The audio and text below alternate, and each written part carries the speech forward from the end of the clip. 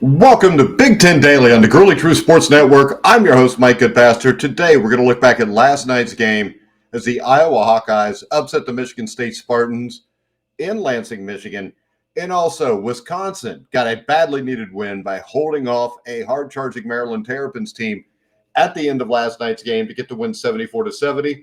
Then we will preview tonight's games between Penn State and Illinois, Indiana hosting Nebraska, a couple more Big Ten games that have huge March Madness implications.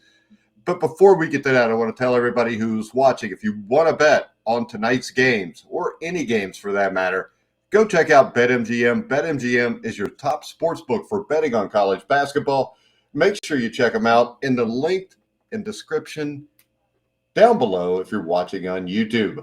All right, let's go ahead and check this out. Last night, the Michigan State Spartans. I was wrong on this pick. I did hit the second game, but this game, the Iowa Hawkeyes jumped out early, went on to beat Michigan State. And, coming into Tuesday's game, Michigan State was riding a 3-game winning streak. It felt like the perfect opportunity to grab a huge win with NCAA tournament or NCAA implications against the Iowa Hawkeyes, who were just 15-11 on the year and had just won 2 road games all season. Iowa's a bad defensive team, very good offensive team. But the Iowa Hawkeyes went out, outplayed, out-hustled. And Michigan State really was lackluster in a 78-71 loss. Michigan State fell behind early, grabbed a 24-21 lead. Then Iowa went on a run that was never stopped by a Tom Izzo timeout for some reason. And we're going to talk about this in a little bit. If this was any coach other than Tom Izzo, the way this team has performed this year, people would be questioning whether it was time for Tom Izzo to leave. So let's look at this game. We'll get to that in a minute. But to me, post-production is an absolute disaster for Michigan State. I mean, what are they even doing at this point? Matty Sissoko got to start again, which wasn't shocking. And Tom Izzo said that he would be keeping him in the lineup. But he picked up 2 quick fouls. He played just 5 total minutes. Now, it's clear he's phasing Sissoko out. Just a little bit, at least. Carson Cooper played just 12 minutes, though. Jackson Kohler played 19. Not horrible, but a little head-scratching when you look at this team. The biggest head-scratcher to me, though, is Xavier Booker. He played just 6 minutes after Izzo vowed to let him see the floor more after his growth over the past couple months. He was a big reason why Michigan State was starting to look like the team people thought they would at the start of the season. In those 6 minutes, Booker had 2 points, 2 rebounds, and a block in 6 minutes. Apparently, for Tom Izzo, that's not good enough. Now, there's no reason that the most naturally gifted big man on the team should be playing just 6 minutes, especially when the Spartans were getting absolutely cooked by Ben Krikke for Iowa. And it was horrible because Kohler, Sissoko, and Cooper combined to go 1 for 5 from the floor with 9 total rebounds. And don't get me started on the post touch that led to a horrible shot by Cooper in a critical situation. And Michigan State has issues. And the big thing is the simplest mistakes that keep killing the Spartans. The absolute simplest mistakes crush this team over and over again. The mistakes that are made are so elementary that makes anyone who even played a second of organized basketball in their entire lifetime shake their head in disgust and wonder what the hell Tom Izzo's doing. Let's start with kicking the game off with Sissoko post-touch that led to a horrible fadeaway jumper from 2 feet out that has a conversion rate probably in the single digits. And then there's the failure by the bigs to catch passes from driving guards in the post. Cooper and Sissoko, it's almost like they put Vaseline on their hands before the game even started. You had multiple missed layups. I could name 3 different missed layups to kind of crush this team's momentum. 2 were by A.J. Hoggard, and 1 was by Malik Hall late in the game when he could have cut the Iowa lead to 3 points.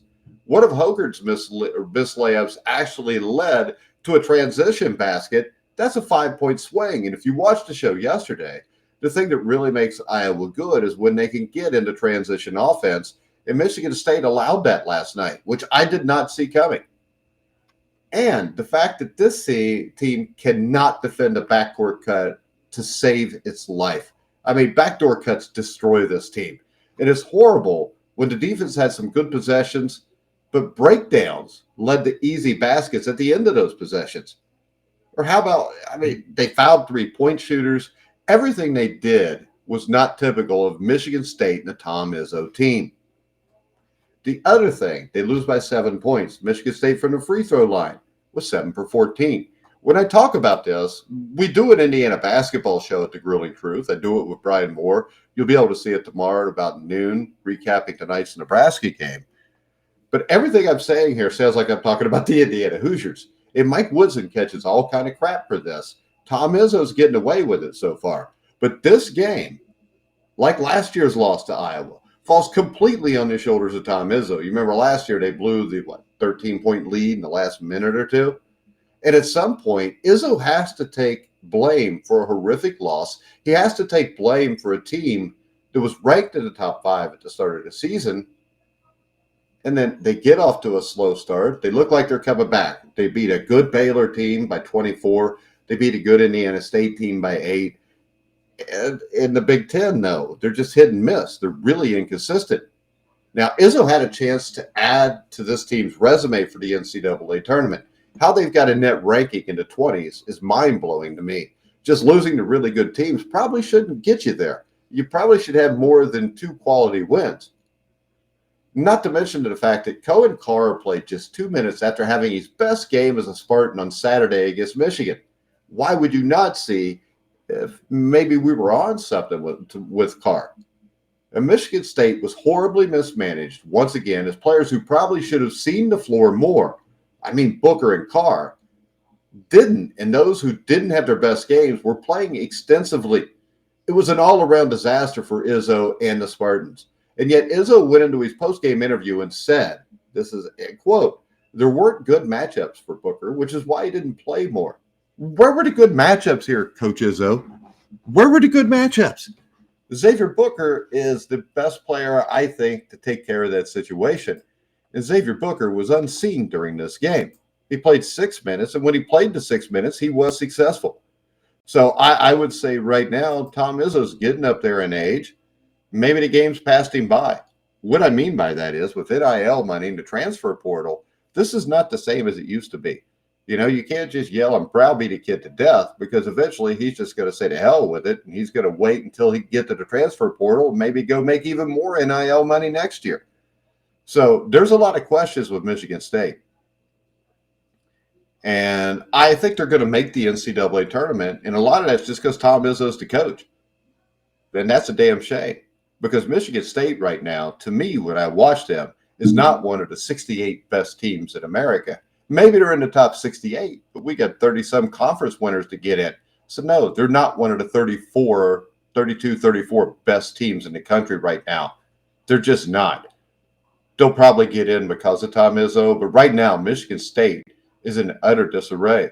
The only thing that has been their saving grace this year is this Big Ten conference is the worst that I've seen in years, and that's the only thing that is helping this team stay above water. When we look at the Iowa Hawkeyes, you know, I like to make fun of Fran McCaffrey, and it's easy to do the way he acts.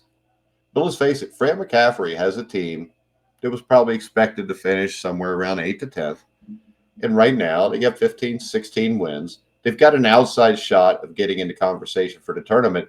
But overall, the Iowa Hawkeyes since the start of the year have gotten better. Michigan State has not. Michigan State's kind of stayed the same. They did play a little bit better for a month or so, but they've reverted back to what they were doing at the start of the year, which got them off to the slow start to begin with. So, Fran McCaffrey, thumbs up. Iowa is getting the most out of their talent. Michigan State and Tom Izzo aren't. All right, let's go ahead. Let's look at the Wisconsin Badgers. The Wisconsin Badgers now, guys, are at a point in time, you know, where they just need to win a game. I mean, that's it. Going into last night, they lost 5 of 6 games, including several ugly, embarrassing games. And, you know, right now, the way you win should not matter to Wisconsin.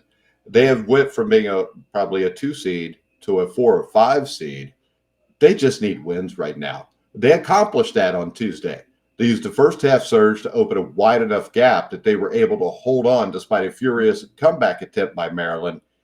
And at the Kohl Center, Wisconsin held on to win 74-70. It was a quad 2 victory that improved the Badgers' record to 12-9 in quad 1 or 2 games, making them just one of 4 teams with that many victories in such games. Michigan overall is 18-9, 10-6 in the Big Ten. They get a week to rest before facing 2 road and 2 home games that advance to the postseason, including a pair of games against top 15 teams. So, my takeaways from this game are this. I thought the Wisconsin defense was much better than I'd really seen it, especially as of late. You know, when you look at them, head coach Greg Gard, forwards Tyler Wall, Steve Kroll, all agreed that this was a solid defensive effort against a team that has had hard luck in one-possession games. Maryland's 1-6 in games that are tightly played. And they play and when we look at this, one of the lower possession and slow tempo teams in the league, the Badgers, mainly guard Chucky Hepburn, made all conference point guard Jameer Young work exceedingly hard for his 20 points on 17 shots. He kept him off the 3-point line. He limited Young to just 1 for 4 from behind the arc. Now, they prevented center Julian Reese from taking over the glass. He had 18 points, 7 rebounds. He had a solid game. But remember, Maryland's a team that's not very deep. They've got 3 guys to get it done. So if you can just kind of contain those 3 guys, you're usually going to score enough points to win the game. Now, a big part of Maryland's offense this season has been its ability to draw fouls. We know they're a poor shooting team. I think 28% for the 3-point line coming into this game. But on its ability to draw fouls and get to the free throw line, Maryland ranks 14th in the country at getting offense from the free throw line. I think Ken Palm showed that they had a 42% ratio of free throw attempts to field goal attempts. And nearly 25% of its points have come from the free throw line this season. Wisconsin held Maryland to 23 attempts. More than half of those attempts, 12, came in the final 5 minutes of the game. So the fact is here, the Badgers, they gave up 34 points in the paint. The Terrapins went 14 of 21 on layups or dunks. Wisconsin did not play great. But Wisconsin right now, they've just got to keep stacking wins. Because with 4 games left, I would say it is very possible they get 2-2. If they go 2-2, they're probably looking at a 6th seed in the NCAA tournament. Now, they do have games against 2 top 15 teams where if they could win one of those games, maybe they could get up to that 4 or 5 line. I'm not going to hold my breath from what I've seen for the last 7 or 8 games from this team. And really, this game was won in the first half. They had a decisive 10-0 run around the midpoint of the first half where Wall scored 6 of those points. He also notched a steal and an assist to A.J. Storr on the fast break, which led to a ferocious dunk into traffic. So what I saw last night overall was this. The Wisconsin Badgers and Michigan State Spartans still have issues. Maryland's always going to have issues because they don't shoot the ball that well. And Iowa is a team that has improved a lot. But if you look at this, the best side of a well-coached team is whether that team improves from the start of the season to the end. And what we saw last night is this. Wisconsin has not improved. They've gotten worse. Maryland has probably improved a little bit. They still came up short last night, but this is a team that's playing really shorthanded, not much bench. They don't shoot the ball well. Is what it is. Iowa, vastly improved. Michigan State kind of stayed the same. All right, tonight we've got 2 Big Ten basketball games. The first one will be the Fighting Illini of Illinois. They will travel to Penn State to battle the Penn State Nittany Lions. Illinois is favored by 7.5 points, which, as you know, we saw Purdue on the road against Ohio State as an 8.5 point favorite. They ended up losing. The advantage in this game for Illinois is an elite rebounding team, and they can do so from every position on the court. They're big. At 6'4", Justin Harmon is the smallest rotational player. Otherwise, in the length in this team's program can overwhelm opponents. Illinois has 8 players averaging at least 3 points a game. They rank in the top 60 in both offensive and defensive rebounding. And most importantly, remember this, the Illinois Fighting Illini, if they win out, will be the regular season Big Ten Conference champions. The Illini also shoot more threes than 2. Penn State is reasonably good at guarding the perimeter, though. But the Nittany Lions rank 285th in defensive open three rate. This means they have received some luck defensively, even though they're holding opponents to less than 31% from deep. The Illini are shooting over 35% from the outside, so look for them to take advantage of a short bench for the Nittany Lions. Terrence Shannon Jr. is one of the best college basketball players, getting out in transition and at least drawing a foul, which will cause problems for this Penn State defense. Penn State has played much better over the last month.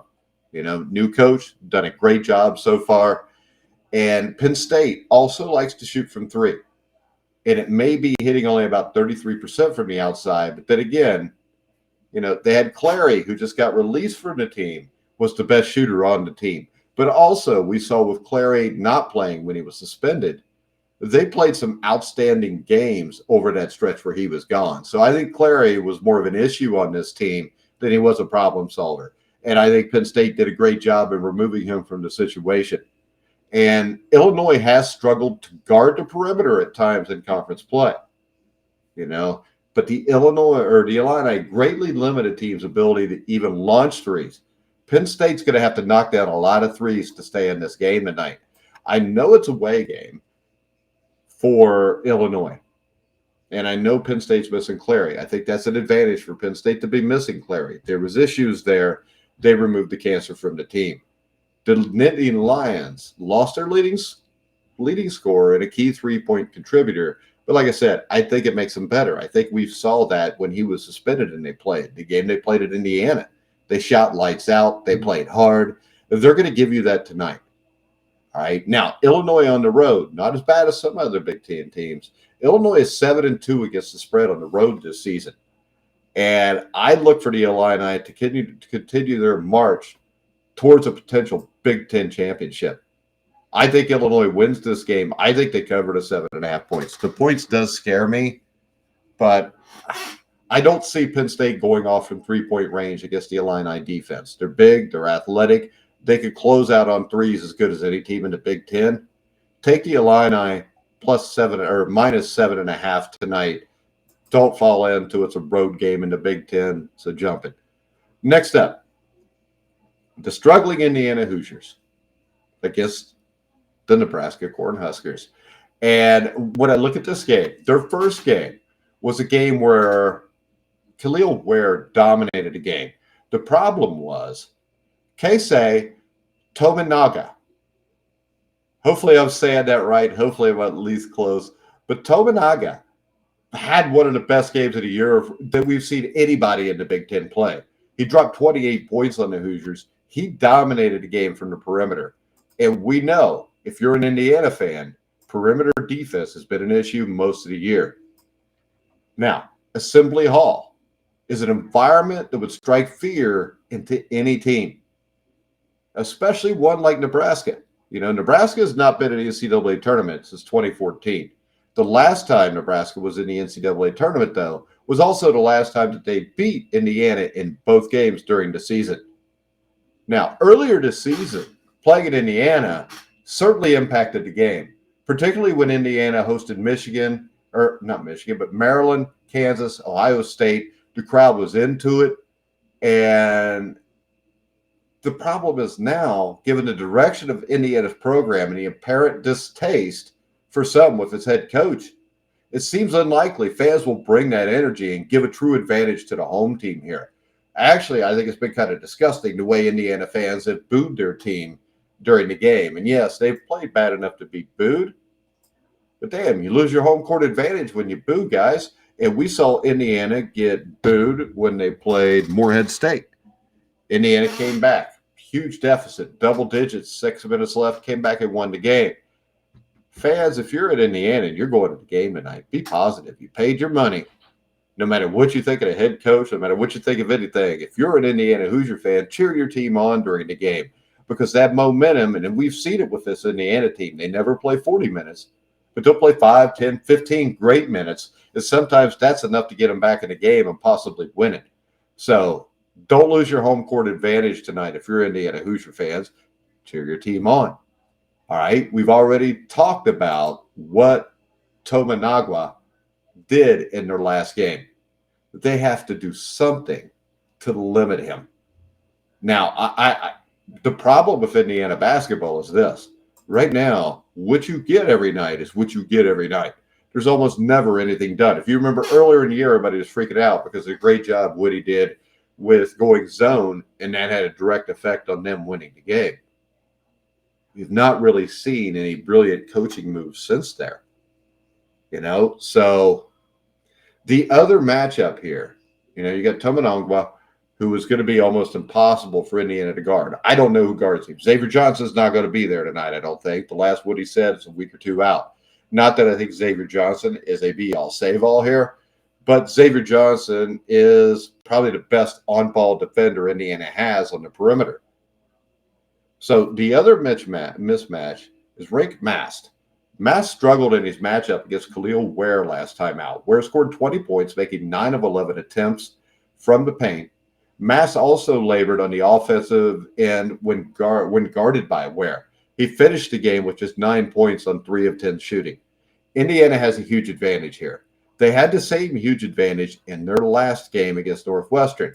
And what happened? Khalil Ware, first 10 minutes of the game, was for some reason bouncing around out by the perimeter. He needs to get his ass in the paint if Indiana wants to win this game.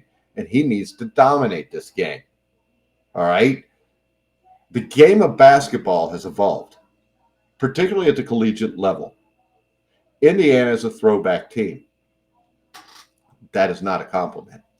The best teams in college basketball this year, and by and large, those best teams are filled with great shooters.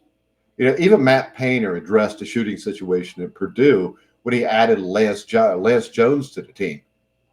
Braden Smith, Fletcher Lawyer, also Cam Spencer, all developed a better three-point shot. The only team I could compare this to successful right now is Kansas, who is another team that's an outlier, but they're actually winning right now. But at least they have potential 2 All-Americans in Hunter Dickinson and Kevin McClure. But the issue is Indiana doesn't have Khalil Ware and Malik Renew are not going to be All-American players this year. Khalil Ware is extremely good. He's not far from it. Indiana's roster is built in old school fashion. It almost looks like they're trying to make the tournament in 1984 more than it is 2024. They fit the mold of what head coach Mike Woodson was used to seeing. All right. And filling your roster with elite shooters is not something Coach Woodson put a priority on last offseason. It's something if he doesn't put a priority on it this coming offseason, Indiana will be looking for a new coach at this time next year. But hopefully he's learned his lesson. All right. Johnson's injuries have forced Gabe Cupps to try to grow up fast. He struggled. He actually had a solid defensive game last time out against Boo Buie, but a lot of that was more Boo Buie missing open shots. Cupps is serviceable right now.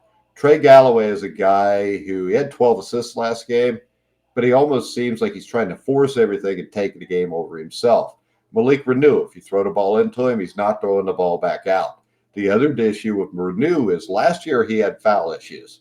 This year he hadn't had until the last 5 or 6 games, and now we've got him fouling at a high rate like he did last year.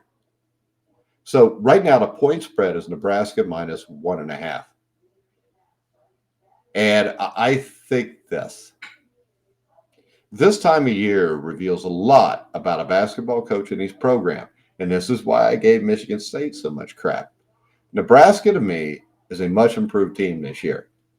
All right. Their road losses, they've had a tough road schedule. They've lost a lot of road games. Indiana, though, unless they open up with a great start tonight, that home court advantage isn't going to be there. Those fans are going to turn on Indiana. If they fall behind 12-4 at the start of the game, they're going to hear boos. That hurts because that eliminates your home court advantage. All right. You've got Mike Woodson. To me, he's not a lame duck coach. He's going to be here next year. He's going to get an offseason to fix this. That's fine. But since we already know that, Indiana fans, maybe don't show up and boo him. Support the team because you're an Indiana fan. You can sit there and bitch all you want after the game and complain about everything that was horrible. But during that game, be a Hoosier. All right. I'm taking Nebraska to win this game. I know it's on the road, and I know Nebraska's 0-7 straight up on the road in Big Ten play, but its road schedule in conference play has been very difficult. Probably the most difficult road schedule in conference play. They did beat Indiana by 16 earlier in the year. I don't think they'll beat them by 16 tonight. And I think there is a way for Indiana to win this basketball game. And that is basically hit the ball in the post to Ware, have Ware kick it out every once in a while, shoot the ball, play fast. We saw the last 5 minutes of the Indiana loss to Northwestern, where Indiana was taking the first shot available. They were passing the ball around crisply. They were shooting the ball. They were playing like they weren't thinking. All right. It almost seems like to me, everything is being overthought. Everybody wants to take the game over by themselves because they all want to win the game so bad. In the end, it comes down to this. Indiana got out-rebounded by a Northwestern team that never should have out-rebounded them. Indiana does not get after loose balls the way Nebraska does. Nebraska shoots free throws better. Nebraska plays harder. Nebraska, for right now, for lack of a better term, is a better coach team. And it's not a shot at Mike Woodson, because right now, if I was talking about Nebraska against Michigan State, I would tell you Fred Hoiberg has done a better job this year than Tom Izzo. So I will take Nebraska and give the 1.5 points. So I think we actually have two road teams in the Big Ten that will win games tonight. All right, guys, we're going to go ahead and wrap this up. As I want to tell you, tomorrow morning, there will be another Big Ten Daily Show. We'll recap both games tonight. We'll preview the game tomorrow night against Rutgers-Purdue. We'll take a deep dive into that game. We'll check all that out. And tomorrow afternoon, sometime afternoon, if you're an Indiana basketball fan, myself and Brian Moore, we'll have the Indiana Basketball Weekly Show. We'll recap the Nebraska game. And also, I want to remind you, if you're going to bet on any of these games, go to BetMGM, top sportsbook ranked by the Grueling Truth. Make sure you click on the link in the description down below on YouTube. And make sure you follow us on X at Grueling Truth. You can also follow the Got Woodson Facebook page. If you're an Indiana fan, now has an X page. And the founder of that, Brian Moore, actually does the Indiana Weekly Show with me. He'll probably be on for some Big Ten Weekly shows also. But make sure you go follow him at got_Woodson on X. All right, guys, we're going to wrap it up. Enjoy another great night of Big Ten basketball. But for now, I'm Mike Goodpaster. You've been watching and listening to The Grueling Truth, where the legends speak.